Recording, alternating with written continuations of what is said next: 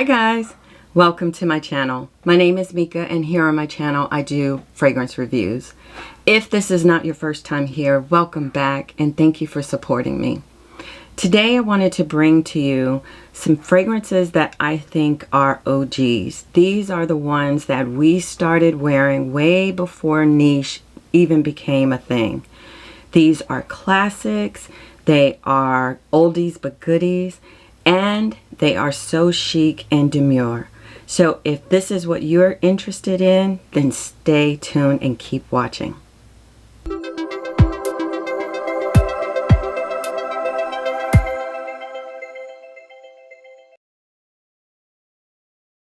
Alright guys, my scent of the day is one of these OGs, and this here is L'Interdit Eau de Parfum by Givenchy, and this fragrance is so classic. I love tuberose, and so this is the right type of tuberose in here that I love, which is that bubblegummy tuberose.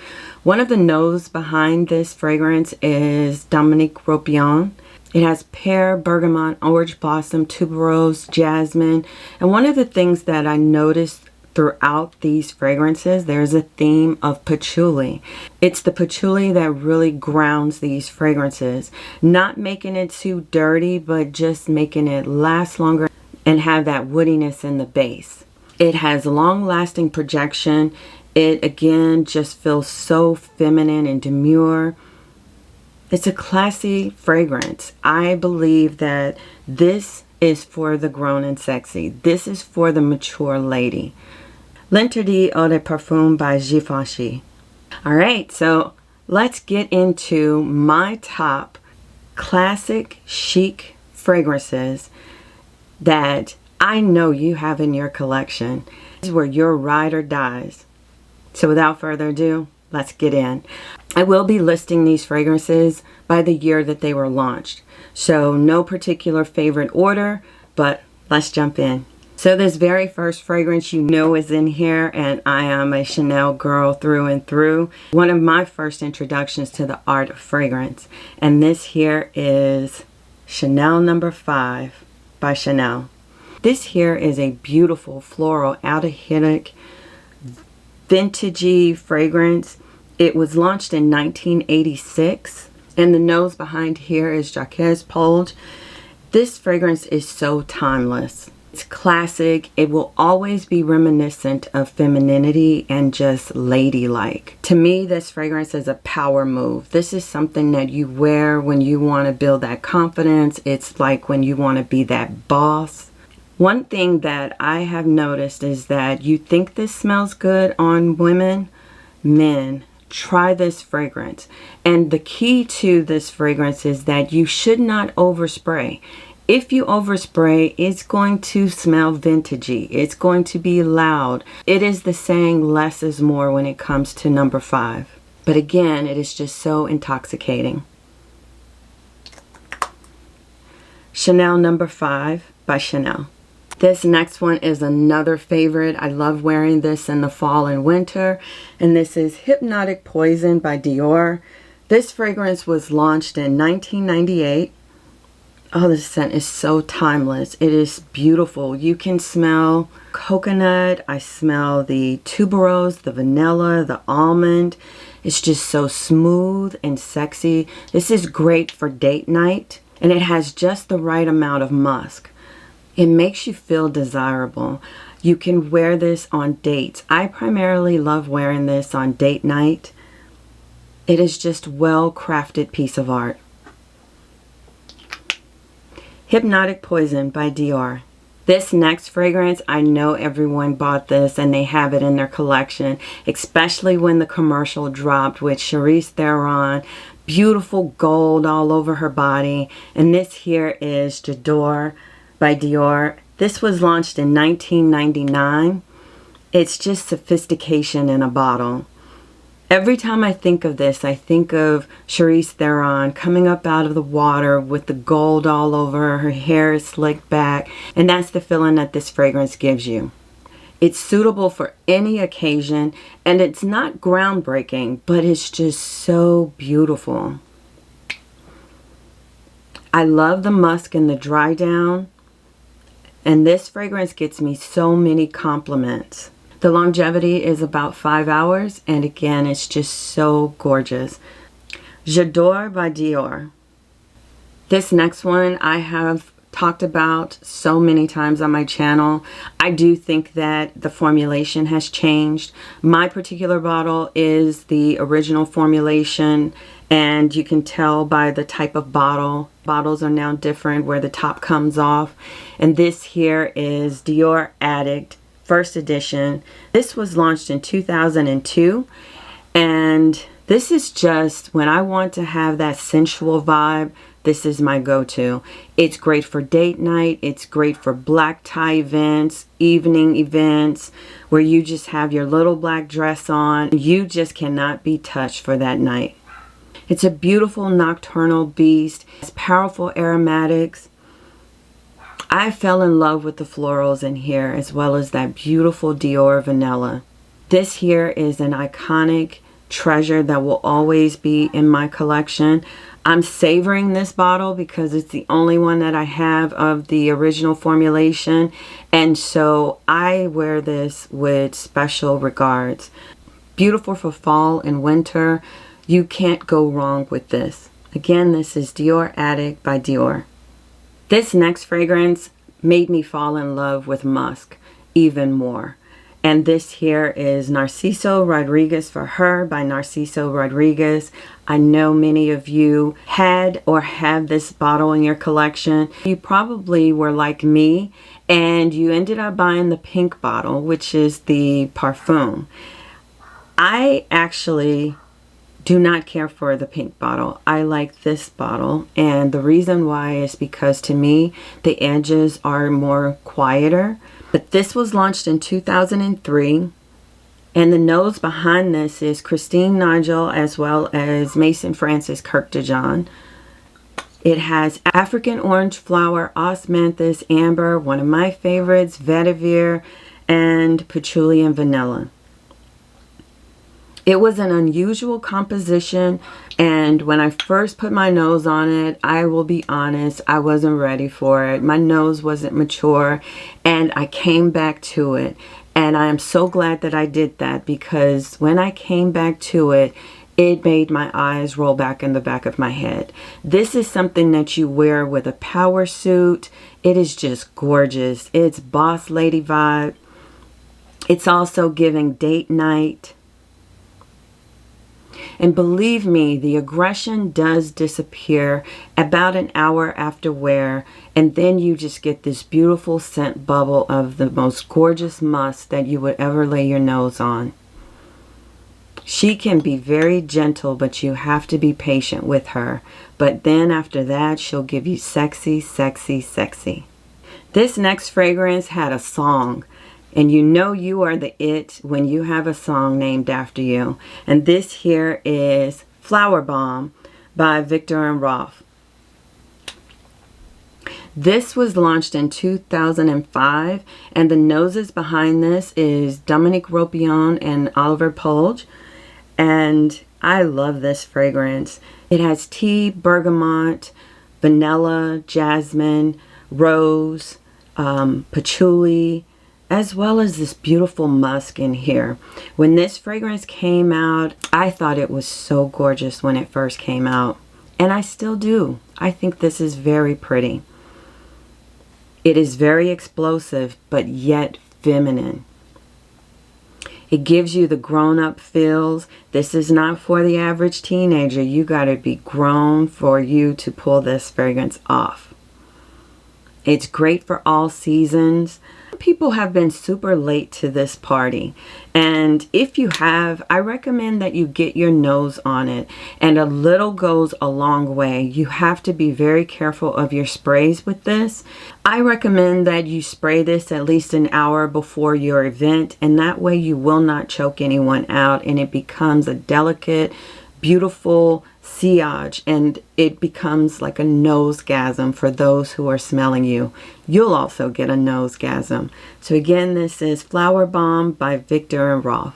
So many of you hate on this fragrance, but I know you were rocking this in 2005. And this here is Alien by Mugler. And this fragrance here was the one that sent me over the top for the love of jasmine. The jasmine in here is bombastic. It is going to give you many compliments, and it's very, very beast mode. You have to be careful with your sprays with this one as well. It spreads its aura around you wherever you go. When you leave out of a room, she's still going to be in that room, and when you come back, it's going to be the most beautiful, beautiful sillage that you've ever laid your nose on. I thought this was very unique when it came out. You must love jasmine to really enjoy this fragrance. It's just a head turner while being penetrating at the same time. It's gorgeous. If you love jasmine, then this fragrance will love you back. This is Beautiful Alien by Mugler. This next fragrance I thought was just so mysterious. It's something a vampire would wear. And that darkness is what intrigued me. And that is Black Orchid by Tom Ford.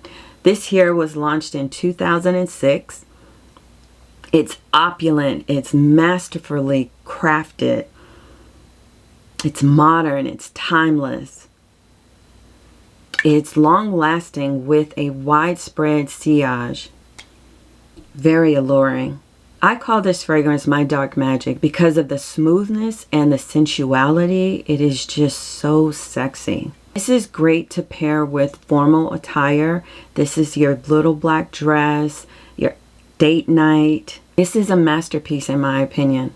Again, this is Black Orchid by Tom Ford. This next one is another all-time favorite. If you've watched my channel, you know that I rave about this fragrance. And this here is Chloé Eau de Parfum by Chloé. This fragrance was launched in 2008, and it has all of my favorite florals in here. It has peony, rose, lychee, freesia, magnolia, and then it has this settling base of cedar, and it's just gorgeous. And if you're one of those individuals that is bothered by how the silver tarnishes with these bottles, nothing a little white toothpaste can't handle. If you try the toothpaste, it will have your bottle shining as if it was brand new. I personally don't have a problem with it, but many of you do, and if that's the case, you can get this back to silver. This becomes even more beautiful after you've let it wear and warm up to your skin. It will ride out the day. The sillage is light, but you get the most beautiful, pretty rose. A light and delicate rose with that peony in the trail. Again, this is Chloé Eau de Parfum by Chloé, one of my favorites. This next fragrance, I do have to admit, I wasn't ready for it. I wasn't mature enough for it. And when I bought it, I was somewhat turned off. And then I waited some time and I came back to it, and it was love. And this here is Oud Bouquet Eau de Parfum by Lancôme. This here is the original formulation. I have been told that the new formulation is weaker. I can't speak to that. I just know that this is beast. As you can see, this bottle is still somewhat full, and the reason why is because I can only do 1 or maybe 1.5 sprays of this, and it lasts all day and all night and even the next day. This is beast mode. This is, when you look at the definition of beast, you see this picture right here. You don't need a lot of this. And it was my first introduction to saffron. I fell in love with saffron after smelling it in this. This has an amazing, sweet, jammy rose with a velvety, smooth oud. It gives gourmand with a provocative depth and warmth. This is great for winter. I love wearing this in the winter time with a sweater on. It's gently sweetened with that vanilla and that praline, and those two combined just makes this so beautiful. It is a crowd pleaser, but you are going to love that vanilla and praline in here. And if you don't like oud, you can still wear this. This is a beautiful, smooth, creamy oud in here. Oud Bouquet by Lancôme. This next fragrance made me go crazy with buying all of the different flankers. I think I have maybe like 6. This fragrance here is a love at first sniff, and this here is C by Giorgio Armani. This was launched in 2013, and the nose behind this is Christian Nagel, and it's a fruity chypre. It's classy, it's girly, it's feminine. It has spices, May rose, patchouli. It has this woodiness, freesia, and vanilla. This has a particular DNA from the cassis that you will pinpoint anytime you smell this on others. No matter which flanker they're wearing, you will be able to notice and pinpoint this DNA. It has a perfect balance of vanilla and fruitiness. It's very opulent, very long lasting, and this will get you countless compliments. I love wearing this when I'm dressed up, and it is just great for fall and winter. Again, this is C by Giorgio Armani. This next fragrance is great on the wallet, but don't let the price fool you. It can hold its own with the average niche fragrance out there. And this here is Viva La Juicy Gold Couture, and this is by Juicy Couture. This here was launched in 2014, and I know you have this in your collection. I know you do. This is just flirtatious. It's girly, it's flirtatious, it's sweet. It has berries, gardenia, vanilla, honeysuckle, jasmine, caramel, vanilla, and pralines. It's just fun and playful. You'll get compliments, and it is very addictive. Your partner can't keep his hands off of you when you wear this. I love smelling this on myself. It's long lasting with a masculine and a feminine appeal. I think you can still get this like at Burlington Coat Factory, and I think you could probably get it for less than $20. This here is Viva La Juicy Gold Couture by Juicy Couture. This next fragrance, I'm not gonna lie, it was the bottle. It was the bottle that turned me on to this fragrance. And this here is La Panthere Edition Soir by Cartier. And I think Cartier makes the most gorgeous, demure fragrances. They are all crafted so beautifully, and it just smells of quality. This here was created in 2016, and this is the version of luxury, glamour, with a dose of femininity. It gives you that vintage vibe, but maturity. This can hold its own with any niche fragrance out there to this day. It is so different from the mainstream fragrances out there, and I love the creaminess and the powderiness. It's not a baby powder fragrance. It's not too powdery, but it's just right. It's suitable for black tie as well as evening occasions, and gorgeous for date night. And if you can look real closely, you'll see the panther face in the bottle. These bottles to me are so gorgeous with that panther on there. This next fragrance is very controversial. Some people love different variations of this fragrance.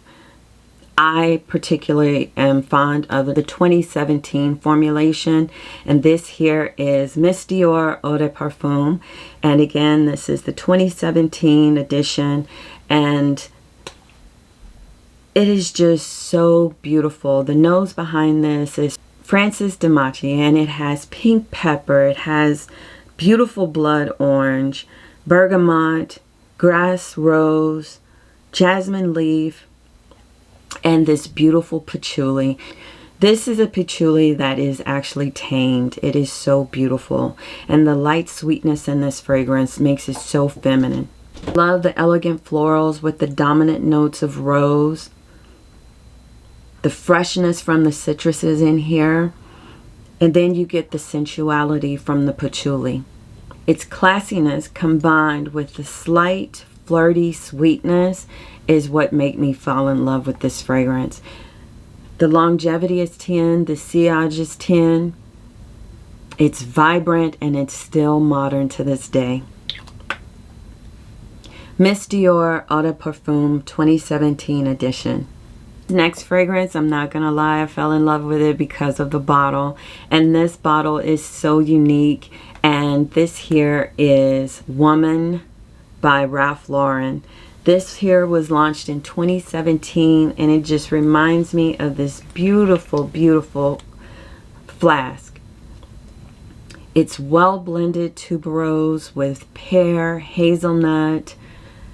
It has a note of rhubarb and this beautiful, sexy vanilla. It's a versatile, sexy scent. It's discontinued. You can still find this on some of the discounter websites. It's absolutely love, love, love at first sniff. This is one of my mom's favorites, and every time I wear this, it reminds me of her. Again, this here is Woman by Ralph Lauren. Alright guys, that wraps up my list. Please tell me in the comments, what are some of your classic vintage fragrances that just you fell in love with? I know when I was in high school, I was wearing grown woman fragrances. You couldn't tell me nothing. There are so many OGs that I didn't get to name, but I fell in love with them. One was, I loved Obsession. I was wearing Obsession in high school. I loved Bob Mackie. I was wearing Anise, Eternity, Perry Ellis 360, Cool Water. I loved Picasso, Giorgio Armani Red, Exclamation by Cody, Opium, Fendi by Fendi, Jean Paul Gaultier. These are just some classics that just took me back down memory lane.